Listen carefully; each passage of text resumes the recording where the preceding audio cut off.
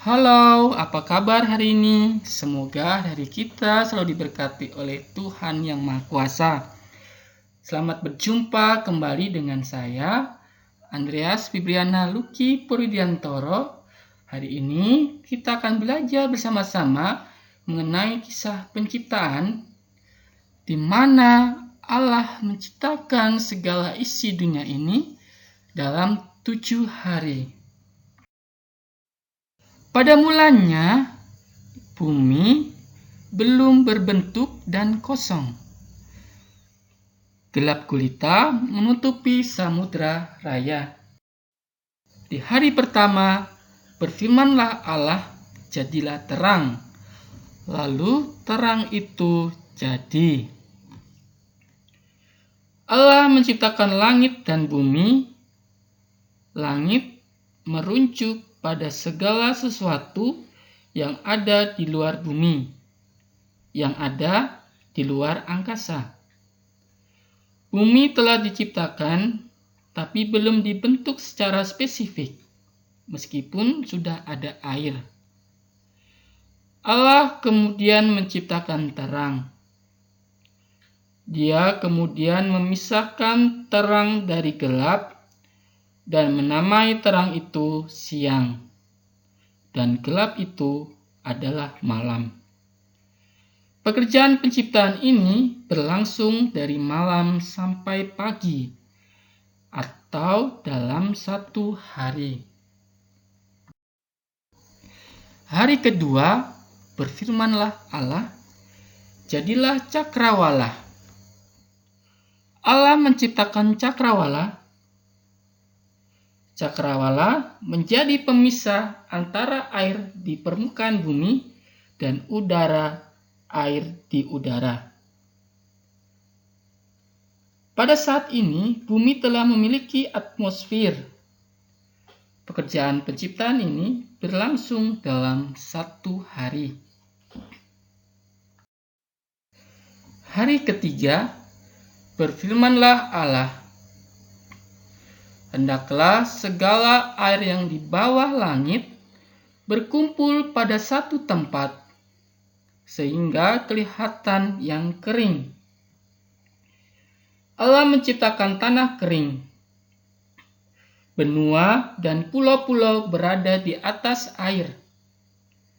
Kumpulan air yang besar dinamai laut, dan tanah kering itu adalah darat. Allah menyatakan bahwa semuanya itu baik. Kemudian Allah berfirman, hendaklah tanah menumbuhkan tunas-tunas muda dan tumbuh-tumbuhan yang berbiji. Allah menciptakan kehidupan ini supaya bisa berkesinambungan. Tumbuh-tumbuhan diberi kemampuan untuk bereproduksi. Dan kemudian bumi menjadi hijau, penuh dengan tumbuhan. Allah menyatakan bahwa semuanya ini juga baik. Pekerjaan penciptaan ini menghabiskan waktu 1 hari. Hari keempat, berfirmanlah Allah, jadilah benda-benda penerang pada cakrawala untuk memisahkan siang dari malam.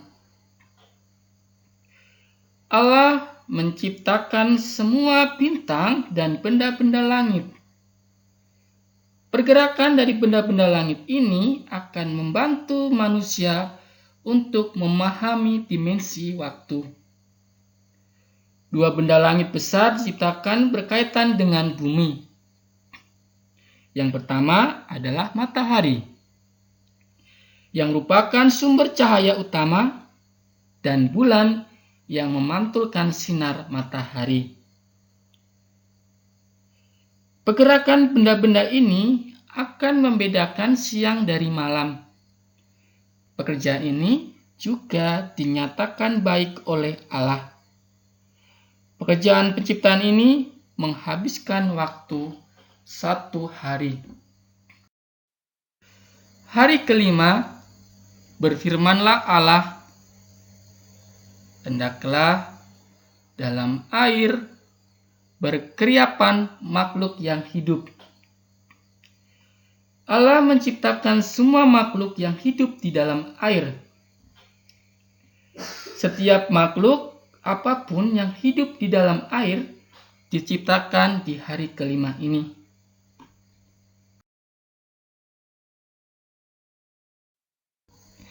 Hari kedua, berfirmanlah Allah, jadilah cakrawala. Allah menciptakan cakrawala. Cakrawala menjadi pemisah antara air di permukaan bumi dan air di udara. Pada saat ini, bumi telah memiliki atmosfer. Pekerjaan penciptaan ini berlangsung dalam 1 hari.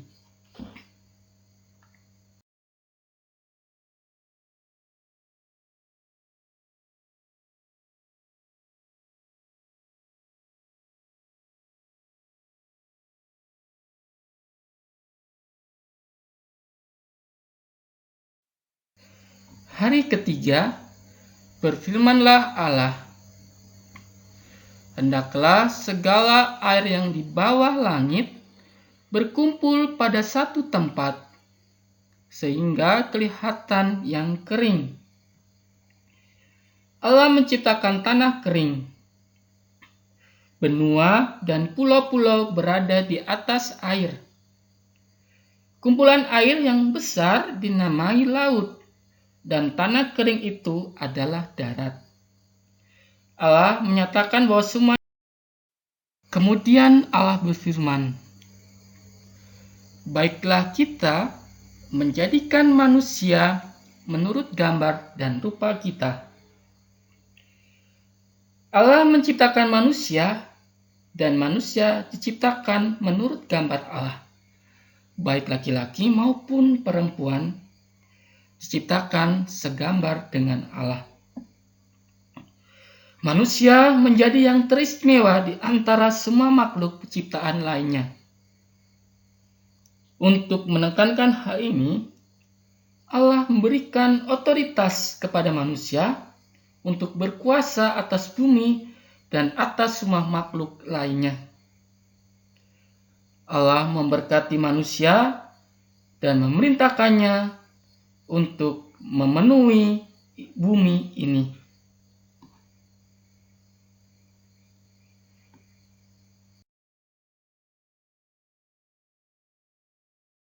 Ketujuh,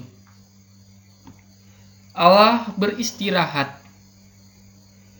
Bukan untuk menunjukkan bahwa Dia lelah karena upaya penciptaannya, tetapi untuk menunjukkan bahwa karya penciptaannya telah selesai. Selanjutnya, Allah menetapkan pola di mana ada suatu hari untuk setiap 7 hari bagi manusia untuk beristirahat. Kelak memelihara hari Sabat akan menjadi ciri yang membedakan umat pilihan Allah dengan yang bukan. Teman-teman, demikian pembelajaran kita pada hari ini mengenai penciptaan yang telah diciptakan oleh Allah. Dan pada hari ketujuh, kita sebagai orang yang beriman patutlah berdoa, tapi khusus kita perlu berdoa di dalam gereja, mengucap syukur, berterima kasih atas segala yang telah Tuhan ciptakan, sehingga kita sebagai manusia bisa menikmati, dan tentunya kita diminta untuk merawat dan melestarikan. Supaya apa? Supaya alam dunia ini tetap terjaga, pohon-pohonan tetap tumbuh, menghasilkan buah, dan hewan-hewan yang ada di hutan dapat berkembang biak, sehingga kita bisa menikmati mereka untuk perkembangan hidup kita semua. Mari teman-teman, marilah menjaga apa yang sudah menjadi keinginan Tuhan, bahwa kita sebagai manusia adalah ciptaan yang paling istimewa sehingga kita layak dan pantas untuk melestarikan segala yang telah Tuhan sediakan. Demikian pembelajaran kita. Sampai berjumpa kembali. Semoga kita sehat selalu dan Tuhan menyertai kita. Amin.